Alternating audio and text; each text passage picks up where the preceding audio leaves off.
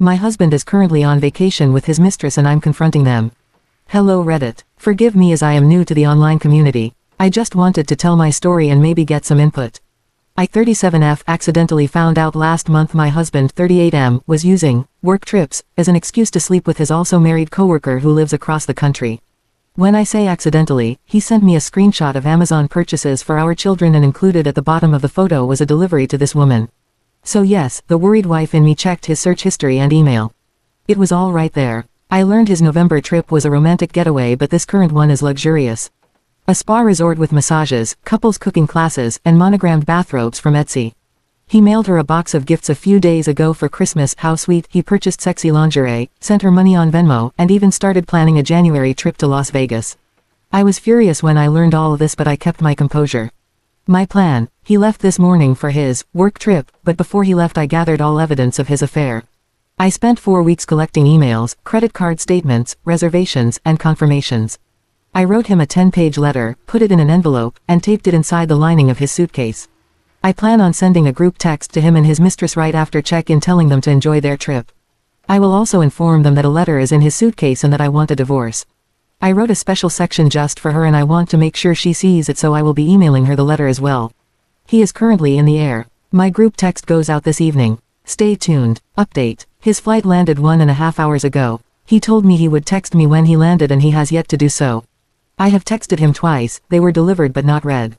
I checked our phone records and he texted both me and her during his layover. His email shows no Uber receipt from his final destination airport to his hotel.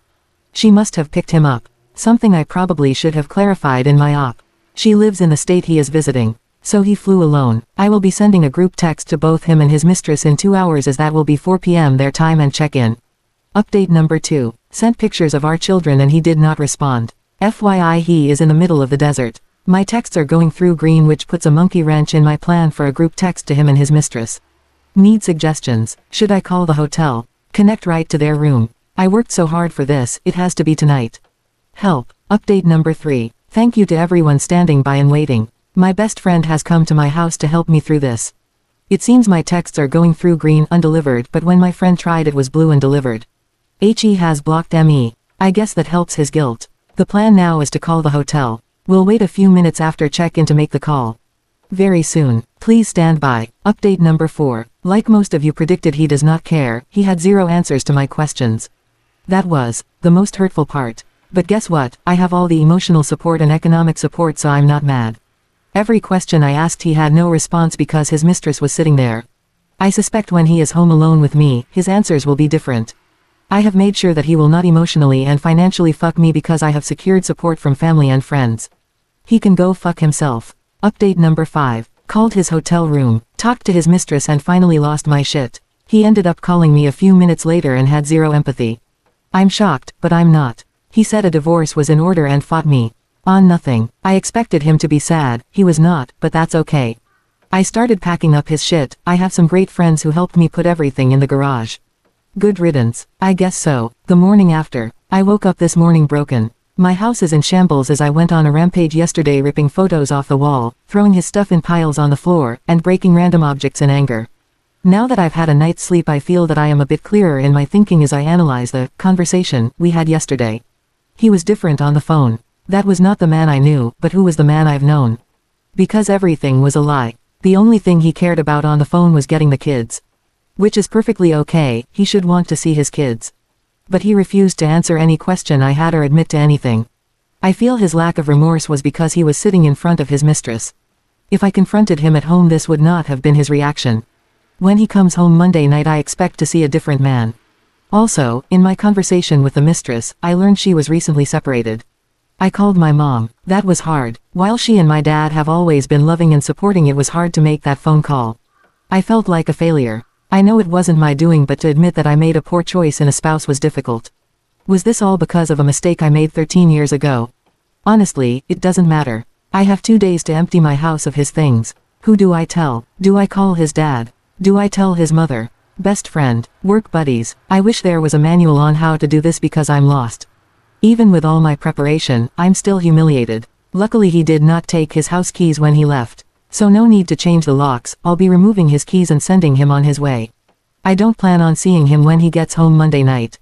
Doors are locked, everything you own is in the garage, have your people talk to my people and I'll see you never. Preparing for the return. My friends and family have been wonderful. I am so fortunate to have such great people in my life. Yesterday they came to help me move all of his clothing to the garage. His collectibles were all packed up and sitting here, waiting to be appraised.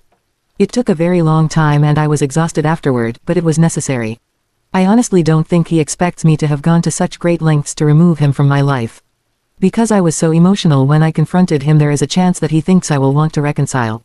Fat chance, buddy. His flight lands a little before 10 p.m. tonight. When he comes back home the doors will be locked. He told me on the phone he was just getting his car and leaving. I will be holding him to that. Something I should have mentioned earlier, the house is in my name only. He had no credit when we first started looking, so everything is in my maiden name and purchased by me. Health insurance, car insurance, cell phones, and utilities are all in my name. The only thing his name is on is his car. I think he realizes now that could all come back to bite him. I don't want a messy divorce. I'm willing to listen to his demands and try and meet in the middle on as many things as possible. He doesn't care anymore, so I'm going to do my best to not care and treat this like a business deal. The dust has settled. It's been a few days since his return. For a man who so diligently planned a secret retreat with his mistress, he took no time to plan for his return home. He has been living in the basement since Monday. I allowed him to watch the children open gifts on Christmas, but he has since returned to the basement. We have contacted 3 mediators and have appointments next week to start the mediation process. It's over. We had a conversation argument upon his return and he asked about reconciliation. I laughed. I laughed uncontrollably. Of course, he pushed blame, stating that our marriage has been over for a long time.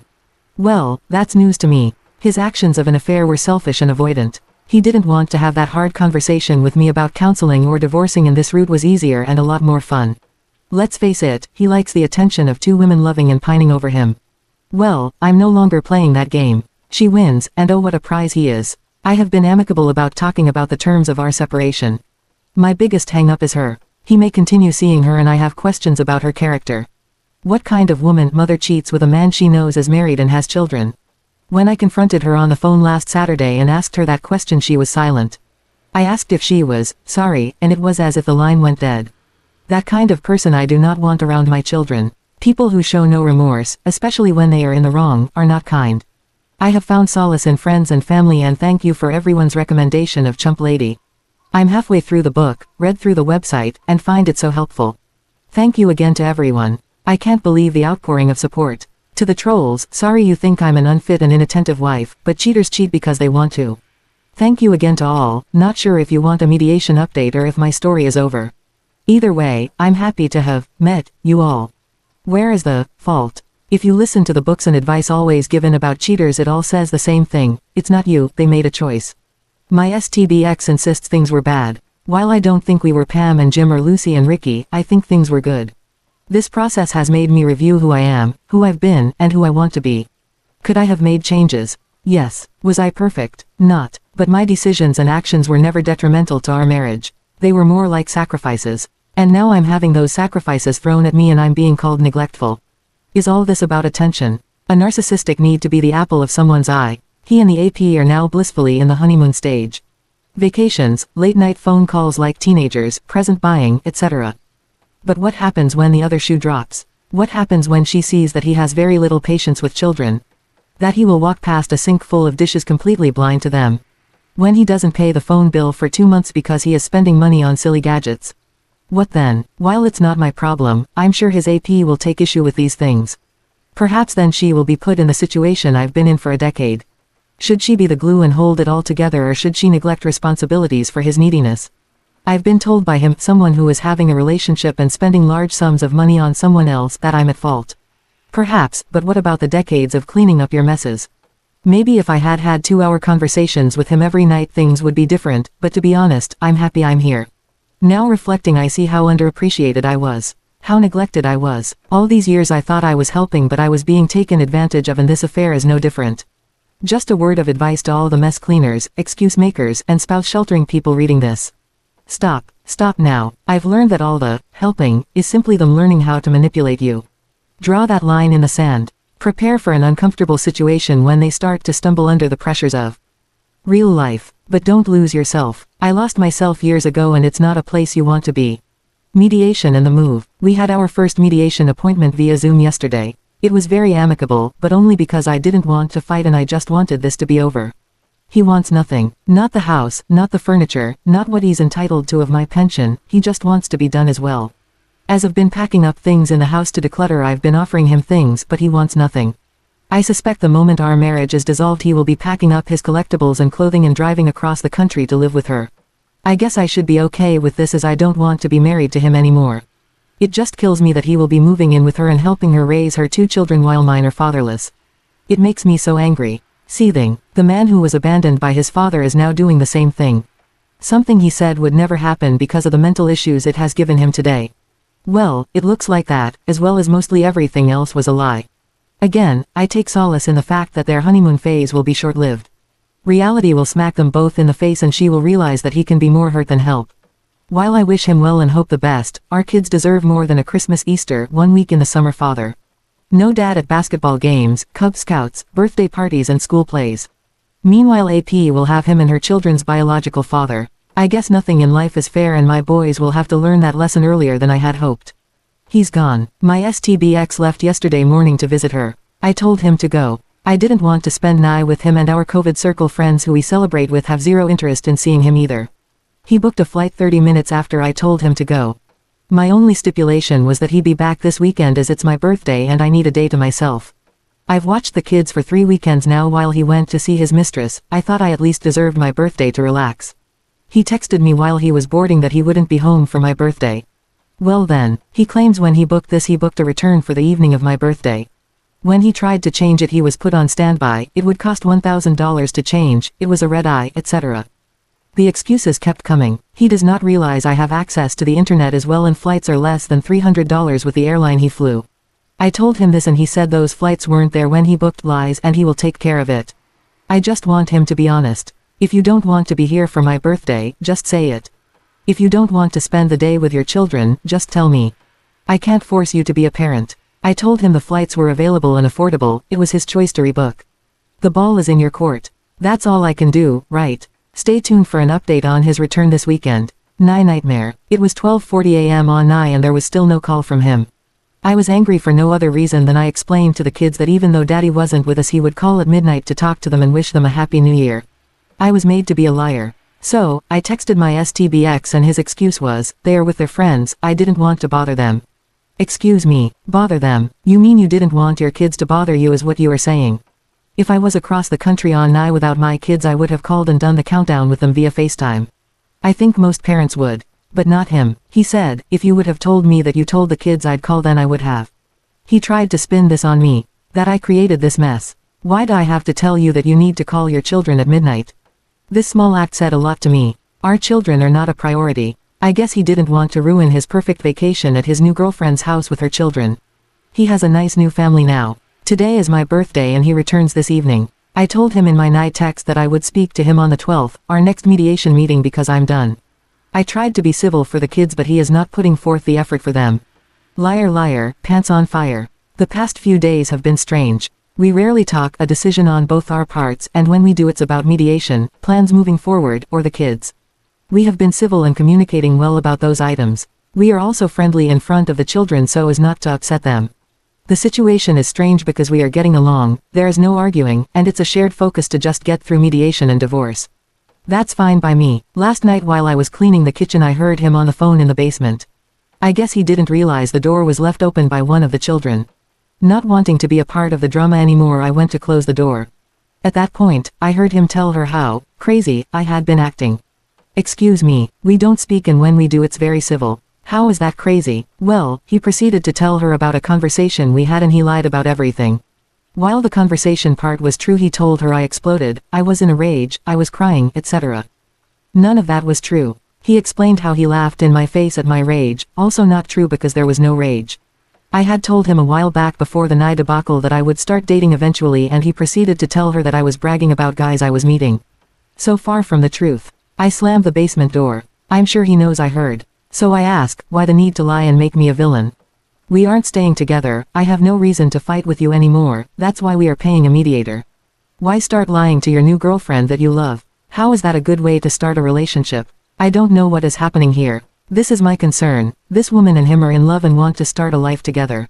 Okay, that's fine, God bless, and congrats. But, this woman only knows me by the stories which I'm assuming are all lies he has told her about me. If he does move across the country to be with her, how can I trust a woman who hates me because of misinformation to treat my children properly? I don't care if she hates me personally, I'll still sleep fine at night, but now I'm worried about sending my kids in the summer to stay with them. I want to confront him about this but I know I can't. Maybe it's not that I can't, but I don't know how. Also, he has told no one we are separated and has not told people why. How come? You initiated this, you cheated, you are happy now, so why can't you tell people? He told his father that he was bringing the kids alone to visit him because he and I weren't seeing eye to eye at the moment. What? I would assume he's afraid to face the music or is just finding comfort in the little love bubble he has created. He chooses to not face reality. He has yet to look for an apartment for when the divorce is finalized but has booked another flight out to see her for Valentine's Day. He is refusing to face reality and it's so frustrating. Mediation and empty promises. Yesterday was our second mediation appointment. While it was amicable, there was some obvious tension. The tension was not on my end but more on his. Let me explain. During our first mediation, we brought up the topic that he might move out of state. At yesterday's meeting, I asked what we would do about custody if he moved to this particular state.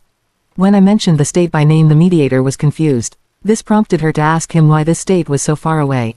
His answer, well, then silence. He couldn't put into words the fact that he was leaving to be with his girlfriend. I had to finally chime in, realizing we were paying by the hour that he was moving to be with his girlfriend. I realized later that was the first time he had semi-confessed to having an affair and a girlfriend to anyone. If you love this person so much, why can't you just say it out loud? That whole situation confuses me. Anyway, when it comes to dollars and cents, I will be fine. He will also be fine. He will have enough to do what he needs and so will I. We have agreed to a physical custody scenario that allows him weekend and dinner visits. Fine by me, I want my boys to have their father. But, the situation becomes a bit more difficult when he moves. While he said yesterday he plans to stay here for at least a year, I doubt that will happen. When he does move across the country, he wishes to return for one weekend of every month to see the boys. Again, I'm fine with this scenario, but where will he stay that weekend? He has no family. Will he just be taking the boys to a hotel? Again, I don't think he thought this through. This is a problem we will tackle when he does decide to move. Lastly, the mediator said it could take about 2 months to finalize everything. He and I spoke after the session to go over some facts and figures, and I brought up the tentative finalization date of our marriage. I told him how 2 months is a good amount of time to save some money and find an apartment, to which he agreed. I also reminded him about his promise to not return to visit her until our divorce is finalized or he has a place to live. He quickly became frustrated, telling me that he knew and tried to shut down the conversation. I told him I'm happy that we are on the same page, but I'm not budging. If you leave while you still live here, you cannot come back. That is something we both agreed to. Now the big question remains, who does he break a promise with? It's a win-win for me. Stay home and help me with the kids while you save $500 plus and move out quickly, or leave to visit her and I get you out of the house sooner. I'm happy with either decision. I just want to move on with my life and enjoy my moments with my children. Out for a swim. When I took this dive into the Reddit community, I had no idea where I would land.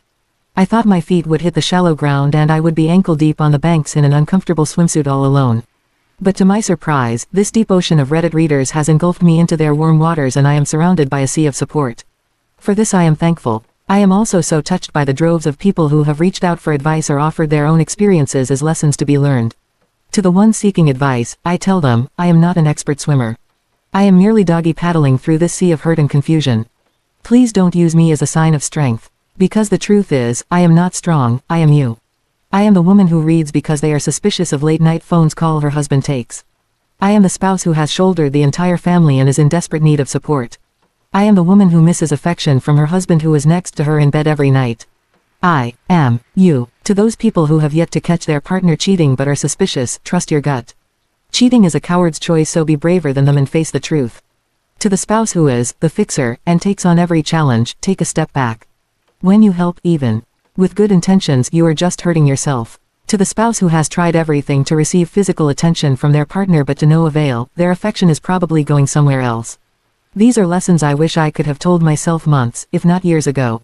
Listen to me, or just listen to you. To the sharks in the water who call me a bad mom, a crazy bitch, fake, or even just think I'm out of my mind, you will find no blood in this water. So it's best you move on and find a thread where the OP will chum the water for you. It's so very easy to read and judge, this I understand. I just hope that if this ever happens to you, you will be as brave, logical, and composed as you expect others to be. If not, you will find sharks circling you as well. So I hope you are as strong of a swimmer as you claim to be. If you are still reading, my saga survival continues. Our final mediation papers will arrive this week. We were able to settle everything at the last meeting on 1/12 and the documents just need our signature. After that, the divorce papers need to be served and filed with the county. Then we await our court date, which will be done via Zoom. Yes, a bit anticlimactic, but it will still serve its purpose of divorcing. He has started finally to look for an apartment, but nothing is to his satisfaction. Maybe he is being picky, or maybe he is comfortable living in the basement. Either way, once the divorce papers are stamped, he needs to be gone. He has started making phone calls to her during the day and I can hear him giggling downstairs. I'm happy he is happy, I am.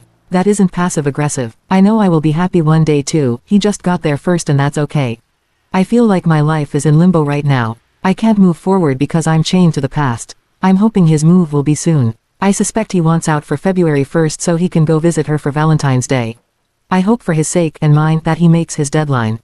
I will update again after I receive the mediation paperwork and the divorce papers are served. I'm sure that will stir up a lot of thought and emotion, so I'm certain it will be a doozy. Till then, I'll keep doggy paddling. Souvenirs. If you have been following along, then you know that there was a chance he would leave for Valentine's Day to go visit her. Well, he left this morning. He told the kids, "I'm going," as he walked out the door, leaving me to explain a few hours later that he had to leave to work, when they started asking for him. I have learned that I can't have expectations. Just because I would try to be more honest with the kids doesn't mean he would. I was proud of the fact that I didn't even engage him in the discussion, debate, argument of going. Yes, I had loudly vocalized some feelings a week ago when he told me he was going, but I have not engaged him about it since. All I asked was for his flight info so that I would know when to expect him back. He did not provide this information. Maybe he thinks I'm not entitled to it. Either way, he left and I was fine. While we had the conversation multiple times in which he agreed that he would not visit her again till he had an apartment, he has reneged on that agreement. Shocker. He claims that he has every right to be here, which he does legally, and he can do as he pleases. He put a down payment on an apartment a few days ago but says he doesn't know when he is moving. What? The bills he pays in the house are less than the child support he will have to pay, so I think his decision to stay longer might be a financial one. I've offered him any piece of furniture he wants in the house. I even offered to pay for 1/2 of the cost of bunk beds for the boys. I just need him to leave. I have no idea why he is dragging his feet, but I learned through a mutual friend and former work colleague of theirs that she recently had COVID. When I say recently, I mean the Board of Health from her state said she could stop quarantining 3 days ago. But what about her kids that are in the home? Were they living there during her quarantine? Are they positive? Perhaps they are asymptomatic. Will my STBX be bringing me and our children home a COVID-19 souvenir? I'm livid. COVID insensitivity. For all those messaging me with concern and for updates, I apologize for my tardiness. It has been a heartbreaking 2 weeks. To amend for my absence, I will be posting 2 updates tonight.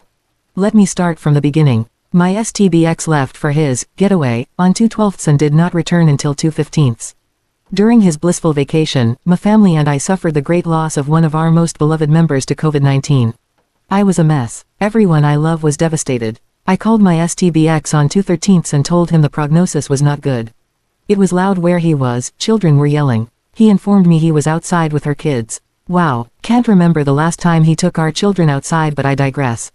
I shouldn't have expected him to care about my bad news, but he was concerned. I guess there is still a decent bone somewhere in him. That concern would not last long though. Upon his return, as he usually does, he schedules a COVID test. He scheduled one for 4 days after his return, but due to snow in our area, he did not go. This I understand, the weather cannot be controlled. Then he told me he rescheduled for 4 days later and then did not go. When I questioned him, his response was, "I feel fine." I suspected since she probably got a negative COVID test shortly before his arrival, he felt safe in not getting one. Not until Monday, 3/1, did he finally get tested. A full 2 weeks later. Why? You know my family just suffered a terrible loss to COVID, how could you be so reckless and insensitive? The insensitive question is rhetorical. I know the answer already. The real monster. The day is approaching. Large boxes are being delivered to the house daily containing new furniture to be assembled.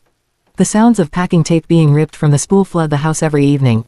He's moving out. I'm overjoyed. I'm so happy that I have started engaging him in conversation. Yes, we have to chat to figure out child support and scheduling, but now I'm so ecstatic he's leaving I even ask about his move. I feel like a kid at Christmas. While we were discussing his move, what he would be taking from the home and the schedule for seeing the children, I asked if he planned to visit her.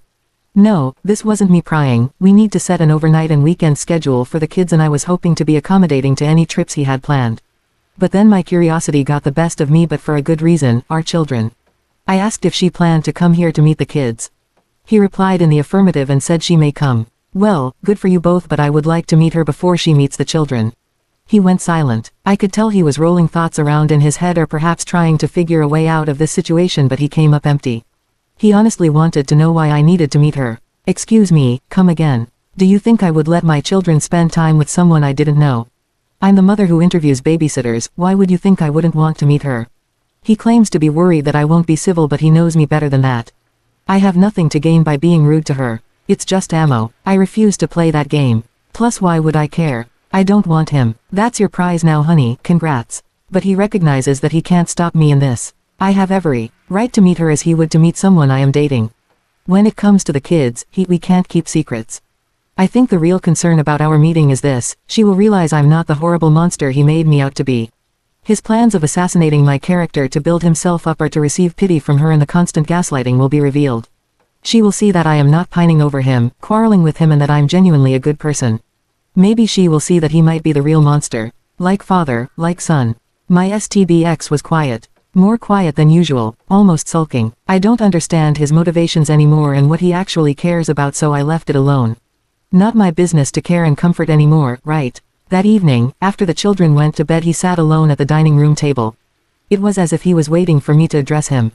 I did not sulk. That's your issue, not mine. After he received no attention from me, he made the big announcement. He claims he told everyone what happened between us, including his father. Then, oddly enough, he started to cry. Full ugly tears. I thought these were tears of embarrassment and shame. He then proceeded to tell me the conversation he had with his father was the first time his dad had acted like a father toward him. While that statement in itself is unsettling, it is also confusing. I'm guessing his father supported him. I know if this was my son I'd support him, but also have some strong words about how he went about this and how he should probably proceed in the future. But it looks like he received 100% support. So while I understand, I don't understand. Something was wrong here. Last week was my youngest son's birthday. I had asked my STBX if he would like to invite his father over for cake. He texted him several times with no response. He learned through their confession last night that his father was in another state for work. Okay, understandable. But here is the kicker: he went away, with a new girl he is dating. Why is this strange, you ask? He just asked his wife of 30 years for a divorce at the end of January.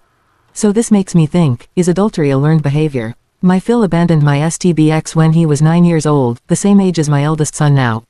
Is there a pattern here? Or is all this just a crazy coincidence? I could not help myself, so I messaged my Mill. She confirmed they were divorcing. I asked if there was any infidelity and she claimed to her knowledge, no. But I know better. She said that my Phil started to withdraw from her. He started picking fights for no reason and avoided interacting with her last fall. Then in January, he said he wanted a divorce so that he could find himself. A man who is in his 60s, close to retirement, needs to find himself. Sounds like a cop-out to me. But now that I've learned there is another woman which my Mill does not know, I understand that this bloodline of men are truly selfish and unfit partners. I know all the comments will tell me to tell my Mill about the infidelity on his part, and I plan on doing so.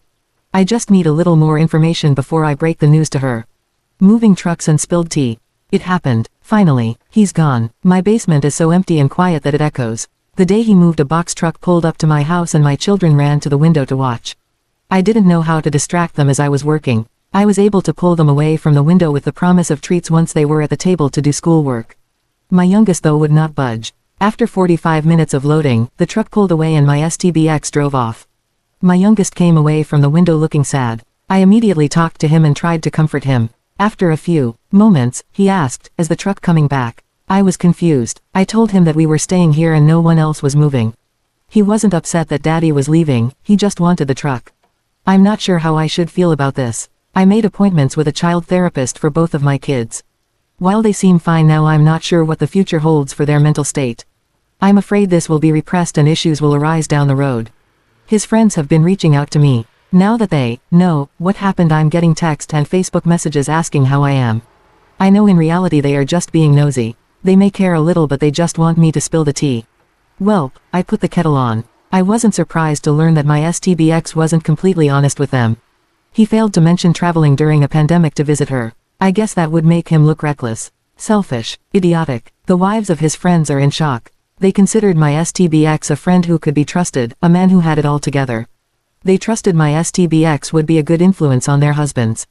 Boy, were they wrong. Concerning my mill, I have not told her. This is because I don't have any real information. What I did tell her though was to do some investigating to see if he is having an affair. This would be to her benefit as her state has adultery laws. They are still legally married and living in the same house, so to my knowledge, the law applies. But she seems hesitant. I think she is just afraid to find out the truth and then she has to look at him every day. This I understand. No person's spouse should have to experience that. I know it was gut-wrenching for me and perhaps many of you reading can relate as well. I just don't want to be the one to tell her. Perhaps this is because I'm still upset I had to find out on my own and my STBX was too much of a coward to come clean. Why should a cheating spouse get the thrill of cheating and be relieved of the burden of having to confess? Asterisk. Thread number 2, confronting my husband while he's on vacation with his mistress. Hello Reddit. If you are just catching my story in thread 2 then I suggest you backtrack to the original post because man oh man, it's a doozy. Once you've read I think you will understand what thousands of readers have already come to know, my STBX is garbage. Final fight with insight. Before the move, my STBX and I had one last argument. But in this argument, a big piece of information was leaked on his behalf. He demanded to know why we failed as partners. I'm not sure why he is asking me why we failed if he is the one that cheated. I gave him the same reasoning I gave him months ago when we talked about this. He said that answer was bullshit. How can my opinion or insight be bullshit? Let me explain. My STBX and I were great, before kids and responsibilities. But when other people, our children, and responsibilities, work, bills, house upkeep came into play, things changed. Honestly, he didn't like that our honeymoon phase was over. That's what he loves the most and why his shiny new relationship is so appealing. He didn't like that our money for nights out now went to plumbers, school clothes, and the gas bill. Was this another case of being a narcissist and needing all the attention? Perhaps so. Could I have done better to make him a priority? Probably, but then something else of importance would have been neglected. Perhaps if he would have helped me carry the load and took more responsibility there would be more time for us. I was the parent that went to every school function. I took the kids food shopping with me on Saturday so he could have some relaxation time. I made all the meals, I did the doctor appointments, I called the repairman, I bought the clothing, I cut coupons, I tended to sick children, I gave baths, I made plans to visit his family, etc. Long story short, the list of responsibilities he had was minimal or close to non-existent. I just always thought we would, more like I would, sacrifice and work now only to relax and enjoy later. Maybe that was my mistake. But I showed my love for him daily and always did for him. I did more so he could do less, enjoy his free time and be happy and relaxed. Because when he was stressed, the whole house was tense. But that's a story for another day. What this conversation did shed light on was his reasoning for talking to her. The reason I suspected was attention. He confessed she gave him attention whenever he wanted it. Everything was about him. Sure, that's easy to do when your relationship is simply text messages and phone calls. But what happens when it's real and daily? I asked him what happens when he moves there and she starts putting her children first. Or has her work become a priority? Or do they struggle with bills? You know, real life and all. He had no answers. I asked what happens when this fantasy long-distance romance becomes a tough, daily reality. Again, I don't think he thought that far in advance. Can he stay on his best boyfriend's behavior? Can everything stay magical when the world stops revolving around him, them? Looks like he will find out soon enough. I understand I will probably receive criticism for this post. People will say I neglected him so he had no other option but to leave. But let's not overlook the fact that he neglected everything in our life so the slack was mine. This story is not new. Some spouses have been doing this for ages. And what is their reward? The spouse they tried so desperately to give a better life to leaves cheats. Is this manipulation? Is this me trying so hard to make everything easier for everyone else that I sabotage myself? All I wanted was an equal partner, but that's something that I never got. Mediation meltdown. So after weeks, no, corrections, and months, our mediation paperwork is completed. What a relief, or so I thought. While we had talked previously and agreed to everything, there was one section we never mentioned which our mediator added. It reads as follows: new partners. Each party agrees that they will introduce a new partner to the children only if she is in a committed relationship for at least ____ months. Each parent will inform the other party before introducing a new partner to the children. While that wasn't something that was discussed, I think that's an important piece of the puzzle. My STBX does not think that statement needs to be included in our legal agreement. His statement was, that's a conversation between you and me that a court or judge has no business being in. While I see his point, my point is this: we are divorcing. Nothing can be left to a handshake promise. We could agree to something verbally, and because we both have legal custody we could renege on the agreement and deny access to new partners. Having this in black and white protects us both. He swore he wasn't signing it until that portion was removed. But if the mediator included it, then this must be common practice to do in a divorce. So this prompted me to ask, when does she plan to come here to visit? That must be the motivation, right? She must be planning a trip here soon, and he had plans to introduce her to the kids. He claims there are no plans for her to visit our area. Well, if that's the case, what's the harm with waiting 3 months? But let me be clear, to everyone reading, my motivation in this is the well-being of my children. Their father has just left. They need to become accustomed to this new way of life with 2 homes and visiting hours before.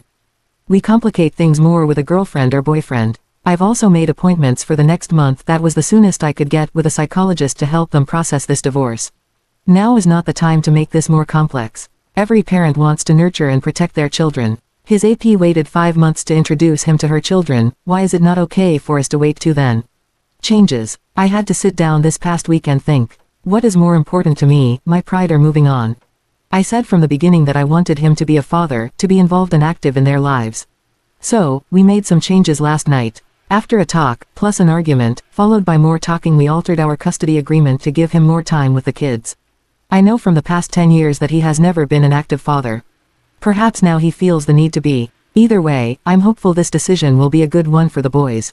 Now I know many of you may say he is undeserving, but I am making this decision and not regretting it because I know it is temporary. He will be moving in a year or so. Of this, I have no doubt. Once he packs up his belongings and drives across the country, our arrangement will change. I'm a bit upset the children will become used to having him around only to have him leave in a year. That was a big motivator in my reluctance to agree to this custody change. I have tried to make the best decisions for my boys, and I feel like my STBX is just concerned with winning. I also got him to agree to put our new terms for when he leaves, including the altered CS payments, in black and white in our mediation paperwork. I think the delay by our mediator to supply the paperwork led to him overthinking and wanting to change the agreement. He agreed in January but now claims he never agreed to it. So I guess our mediator just created these terms which we discussed out of thin air. Okay, sure buddy. I also think his girlfriend chirped in his ear a bit about what he should do. I'm confident he told her what a wonderful and involved father he has been over the years, and I'm sure that prompted her to encourage him for more custody. Little does she know my STBX doesn't even have car seats in his car because he never takes them anywhere. He doesn't know their doctors' names. He doesn't know their quirks, and he has zero patience for them. But I'm sure he has claimed to be Father of the Year. Maybe the increase in custody will prompt him to move sooner. He took the boys for an overnight last week, and when he dropped them off he was grumpy. He claimed all he did was cater to them, didn't have time to eat, and barely got any work done all day. Oh, you mean like me every day since you left? He's not prepared, but it's okay, I'm done sheltering him. These are your kids, and now you can see what it takes to care for them and balance everyday life. Maybe now he will see why I never had the time or energy to cater to him. Boundaries. Last week was our final mediation meeting. My STBX claims that the mediation we had in January was not the final. I was happy that our mediator confirmed in the meeting that January's meeting was the final and his changes are an addition. Either way, it's done. Mediation completed. Now starts the actual divorce process. I told him that I'd like to start this ASAP, and his response was, I know you want to rush through this, but this takes time and can't be done when you want it to be done. So hold on, let me get this straight. You were the one who cheated for months and has a girlfriend, but my wanting to complete our divorce paperwork makes me the one who is rushing to end the marriage. No, sir, you have rushed to end it. You ended it. Now we are just completing the paperwork, but the marriage was dissolved in September when you started sending her flowers. Or perhaps in October when you started flying to her state during a pandemic to have sex. So pardon me if I'd like to cut the cord legally. You have already severed it emotionally. Even though we aren't legally divorced, he has been taking the kids 3 to 4 nights a week on a rotating schedule. Truth be told, I'm happy he is stepping up, but my children don't like it. When I tell them they are going to daddy's, they cry. Because my ex lives in an apartment building and my children have grown up in a single-family home, my oldest son calls his apartment a hotel, not a house. When they are there they miss me and I feel terrible. On one of their first evenings there, my youngest called me from his iPad 4 times. I wanted to give them space to be with their dad, but after the 5th phone call, I answered. My STBX was on the computer working, he showed me on the video call, and my youngest was left in his room to play. He was bored and seeking attention. I told him to play with daddy when he was done with his call and I would see them soon. After we hung up I got an angry text from my ex telling me we need to practice boundaries when we have the children and respect each other's time with them. The children were now asking him when they came home. He said to me that this is their home as well and they should know that. A few things about this. 1. If you were paying attention to the kids they would not call me. I understand you are working but I work from home as well and they are never calling you while I am here. I have to tell the kids to call you and even then they don't want to. 2. Boundaries. You have been coming to the house every night on my days to say goodnight to them. So you can come to my home and see them for 45 minutes every night but I can't answer my son's 5th phone call to me. Here are some boundaries, you can't come here anymore. He is very regretful he brought up this argument because it hurts him more than me. I have no problems playing fair, but you have to play as well. 3. If you want your kids to feel like your house is their home as well, then you need to tell them not me. Okay, I get it, but they don't. So you need to have that conversation with them, not me. I've just resolved myself to the fact that I will always be the bad guy. The gymnast. I've always been flexible. Well, physically not so much with age, but flexibility in situations has never been a problem. My STBX fought me on a 50-50 custody agreement. One in which I agreed to. Our original agreement was for a 65-35 split which gave him every other weekend plus a few dinner time visits in between. For someone who has never been an active father, this should have been enough. Now he thinks he's super dad and wishes to take the lead. This would have been helpful years ago, but better late than never. He contacted me the other day telling me he will be picking up the kids for 2 overnights this week. Mind you, he is supposed to have the kids 2 days in 1 week and then 5 days the next week. I tell him that he can have the kids over the weekend as well. This is when he tells me he has several work trips and personal trips to see his girlfriend coming up so he needs me to be flexible with the visits. Flexible. I thought you were the, I need to see my kids more, dad now. The dad needed more time and less time and child support for me with his children. Where did that guy go? In April he had the kids for 8 nights total.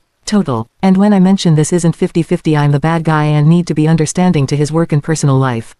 Excuse me, I have work and a personal life too. Well, not really a personal life but I hope too soon.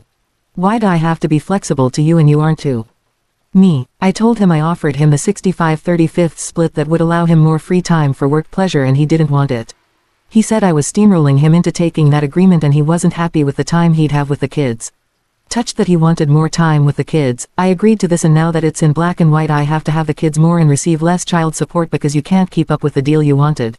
I think in all honesty it wasn't about seeing his kids, it was about not giving me what I asked for. He says I rely too much on our agreement and that it's just a guideline, we don't need to live and die by it. But I think we do. It's a legal document about our children and our assets. So if we don't live and die by it will you stop paying child support? Or maybe decide that you want things that are mine. It's just a piece of paper, right? For a man who leads a double life, has an affair, has a girlfriend, and wants out of this house, he sure doesn't seem to want to face the reality of what a divorce is. So if he doesn't take the kids for his 50-50 visits, what are my options?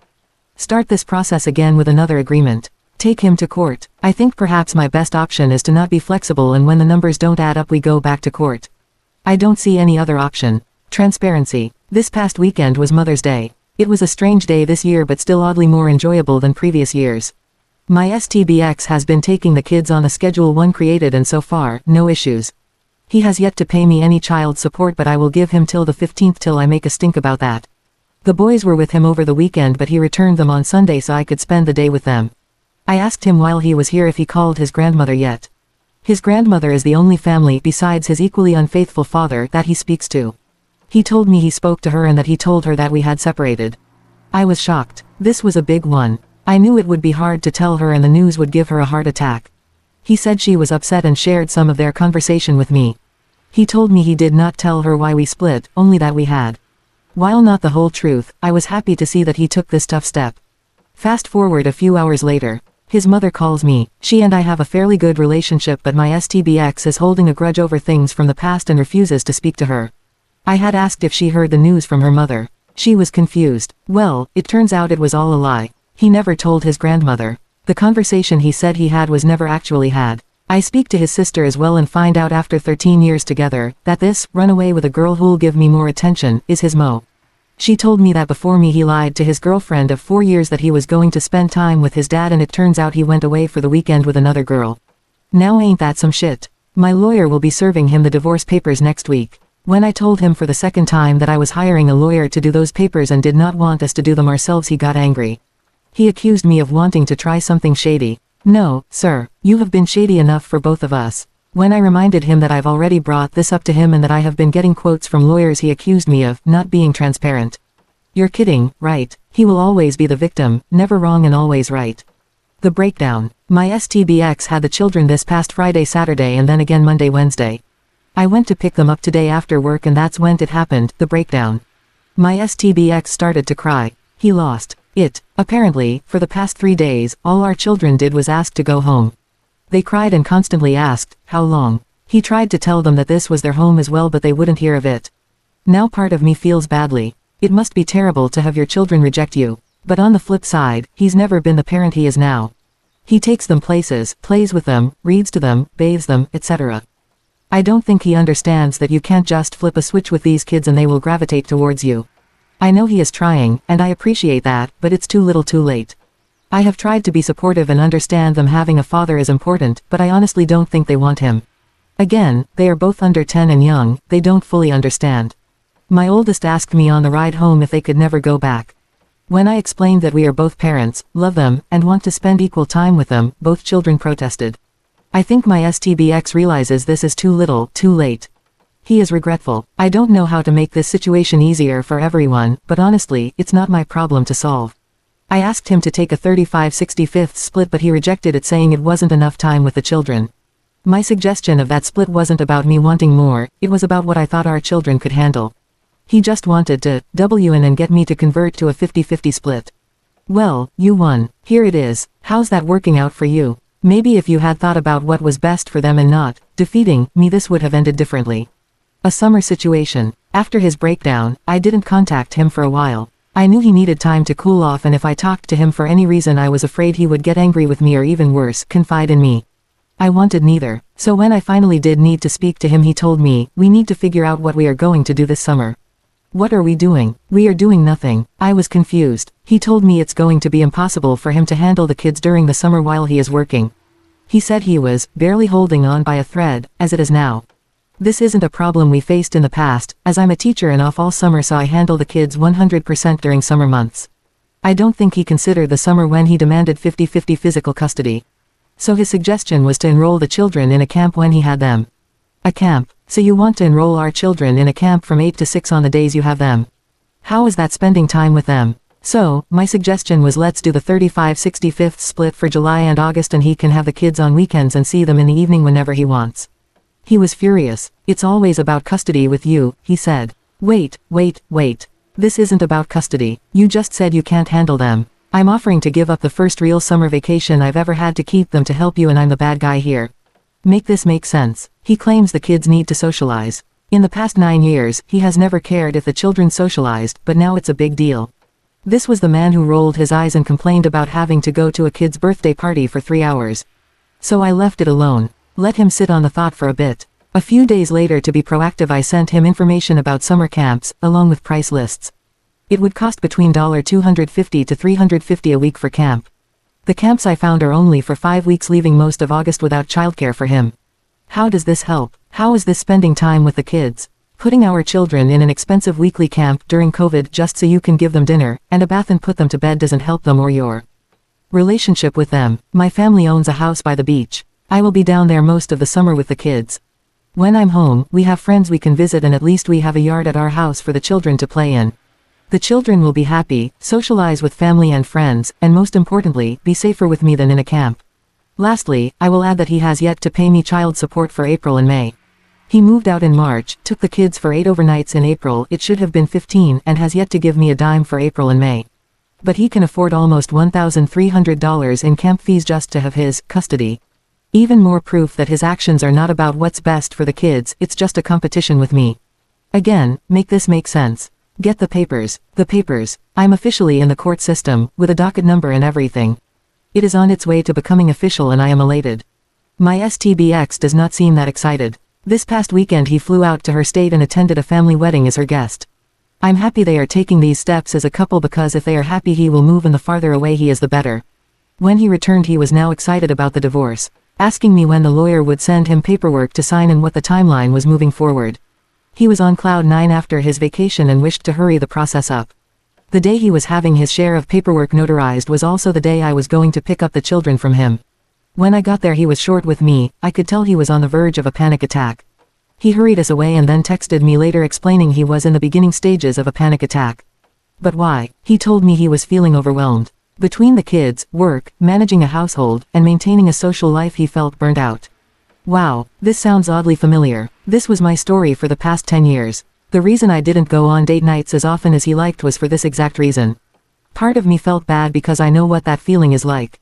But another part of me relished the thought of his struggling and realizing that that was my life and the reason for his cheating. So, how should I react?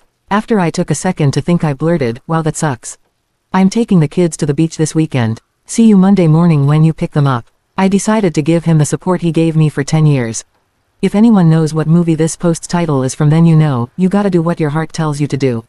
D-Day. Sunday, it's happening. The day I've been waiting for and he has been dreading. I'm going to meet my girlfriend. I'm honestly excited. He on the other hand is in a panic. And I understand why. I exploded on that woman on the phone and said some terrible things.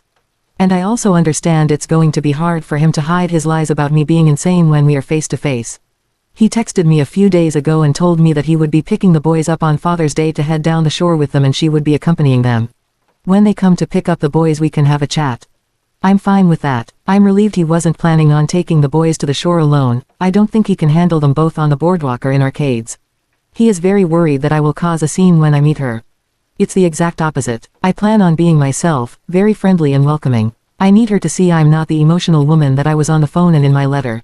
I mentioned to him via text that I would not jeopardize the good relationship he and I have had recently with each other and co-parenting by being mean to her. His exact words, "I don't need you to speak about what you and I have." But why? Why wouldn't the fact that we are getting along and co-parenting be something she shouldn't know? And then I remembered, he lies. He must be telling her I'm impossible. That I'm a terrible human being. That I'm difficult and unreasonable. How can he make this lie hold water if I'm polite and friendly to her and him? The boys have each made something for him and I got a small gift from the boys to give him. We will present him with those things in front of her. I feel like if I saw someone who was supposed to be cruel and insane do that to their enemy, I'd have questions as well.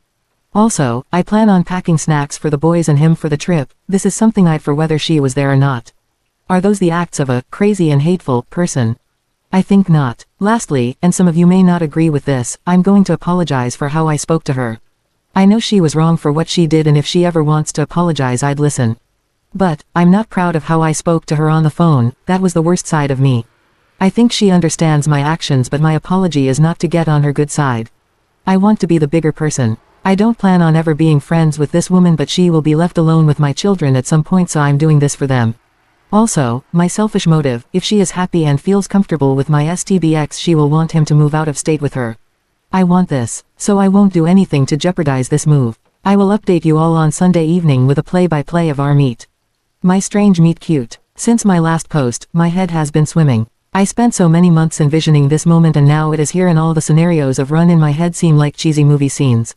None of it is plausible. I finally decided yesterday to not go into this meetup trying to prove who I am to someone, but more so just be myself and stop worrying about the impression that I leave on her. She has an opinion of me that is clouded by his lies so there is no sense trying to change her mind. So I asked myself, who am I? And then I remembered that before this whole fiasco, I was the person who killed with kindness.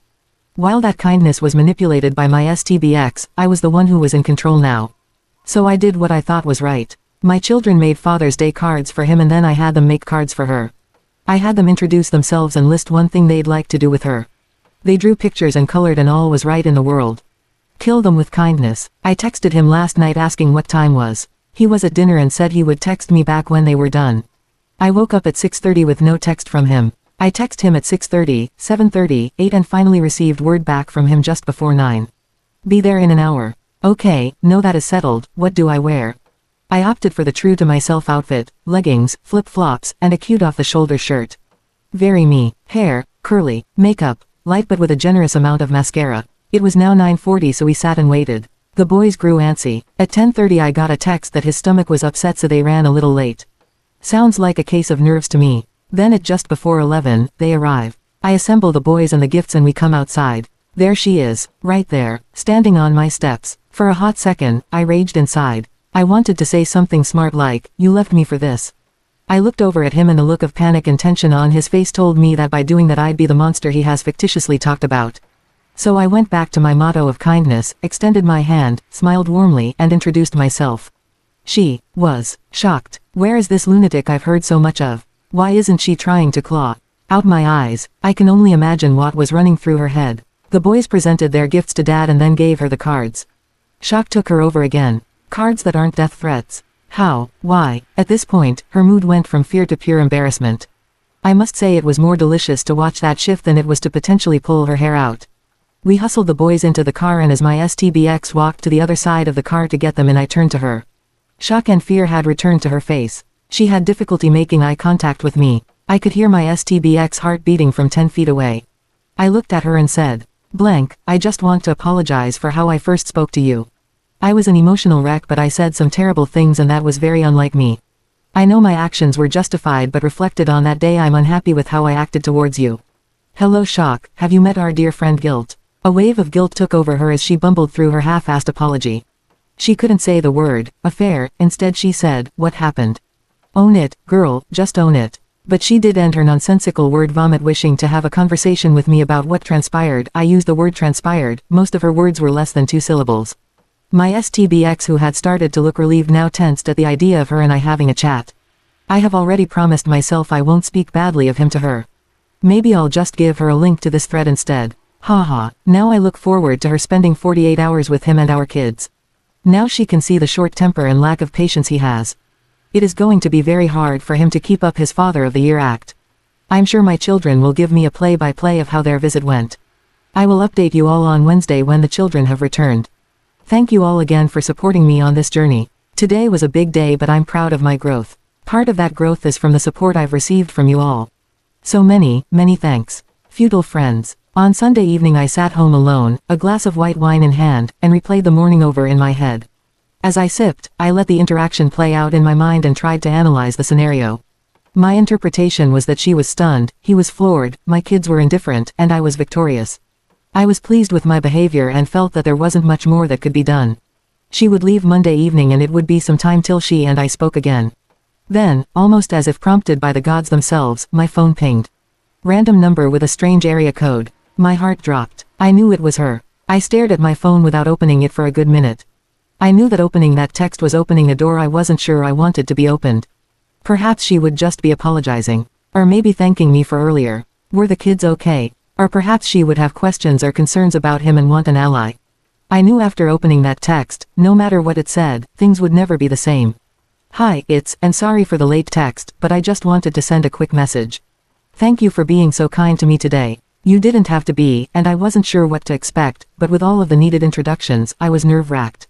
You instantly made me able to breathe again. Your boys are wonderful. I genuinely enjoyed spending time with them today. That's a testament to their mom and dad, and I admire where you have landed with co-parenting. From my own experience with it, I'm aware that can vary from day to day, lol. I'm sorry for the way things started for you and me, but meeting you today makes me hopeful for whatever may come next.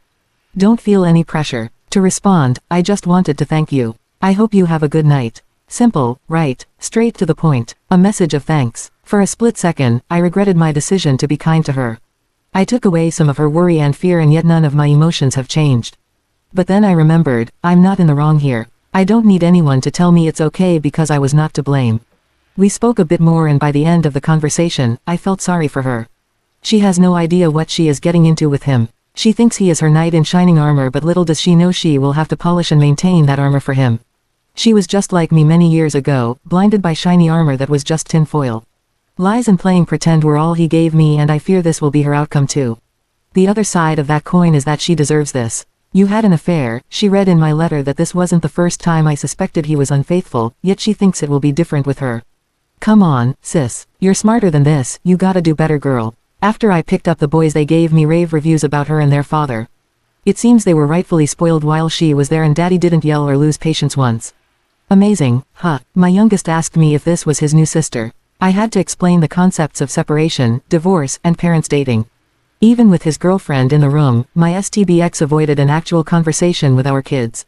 Sigh, some things never change. So while they won knockoff Marvel prizes at the arcade with her and their dad, it seems she has won the biggest knockoff prize of them all. My first second. For those of you who love the dirt and gossip about my STBX, I'm sorry. This is not a post about him. This is a post about me. A little while back I sat in my home in silence. The children were gone and I was in a partial meditation trance thinking about what I wanted my future to look like. I'm 38, I have 2 children, a job, friends, gray hair peeking from my temples, a tight family, future schooling for my 3rd degree, a mortgage, cellulite, and a kind but damaged heart. Where do I go from here? And more importantly, who would want to go with me? Dating was easy in my 20s. My skin was tight, I could be spontaneous, everything I owned fit perfectly, and going on an 11 p.m. date for drinks was doable. I am not that girl anymore. So, how does a woman like me meet a man who will like me? I'm lost. Are there bars, nightclubs, pottery painting? I've seen speed dating on TV, does that exist or is that reserved only for sitcoms? Reluctantly I googled, how to date in your 30s. Some of you have probably beaten me to the punchline, but the answer was right in front of me. Online dating. I cringed. Having no real reason not to, I created an online dating profile. I filled in all the blanks, set my preferences, uploaded a few pictures where the outfit fits right and the lighting is superb and I published the page. I walk away from my phone full of nervous energy and grab a snack, the chocolate will help. After I eat out of pure anxiety I return to my phone. I have a message from the app. I'm afraid. I ignore it out of fear and strangely, guilt. Fear that he may be a serial killer and guilt because while my STBX has moved on, I feel guilty that I am still legally married and on a dating site. I do the only logical thing next, I go to bed. I lay in bed and try to remember what a first date is like. The awkward hello, is it a handshake, hug, kiss on the cheek, full open mouth sloppy kiss, the cumbersome chit chat this weather is crazy, read any good books lately, wow how about the Mets, and of course the uncomfortable goodbye. I don't know how to do this or even if I can. Do you talk about your ex? Or do you avoid it like the plague? Do you be no nonsense and get right to the good and bad of yourself to not waste time? Because honestly, who has time to casually date at this age? I tell myself to go to sleep. Eventually, I listened. I awake to sunlight, the hum of the AC, and a pinging phone. I have a text from my mother and 14 messages all from the dating site. This must be a mistake. I must have put the wrong age or been too lenient with my preferences. I scroll through message after message and see that these men all share the same thing. They are interested in learning more about me. I sift through profiles like they are resumes for a job and land on 3 potential candidates. All around my age and location, all divorced, and all wishing to converse with me. My nerves have not transitioned to excitement but peppered with a bit of anxiety. This is it, I'm doing it, officially jumping into the deep dark dating pool. After a few days of chatting with all 3, I solidified my suitor. Soon I will be engaging in my first and second dates. Wish me luck and will update you soon. Hello everyone, your support means the world to me. Please consider subscribing to the YouTube channel and turning on notifications to stay updated. The story is too long so I will upload more parts soon. Make sure to subscribe. Thank you.